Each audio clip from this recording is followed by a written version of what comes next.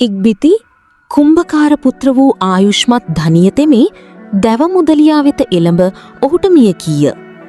ඇවත තෙවනිවරතෙක් මා ගමට පිඬු පිණිස පිවිසි ඇද්දී තනගෙන යන ස්ත්‍රීහූද දැවගෙන යන ස්ත්‍රීහූද තනකිලිය බිඳ තනද දැවද රැගෙන ගියාහූය.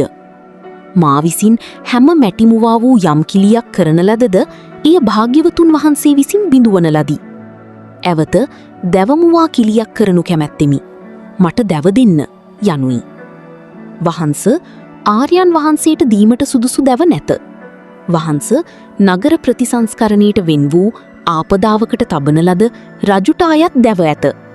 ඉදින් ඒ දැව රජතෙමේ පරිත්‍යාග කෙරේ නම් වහන්ස ගෙන්වා ගනු මැනවි යයි හි කීය. ඇවත රජු විසින් අපට දෙන ලද්දාහූය යයි හි කීය.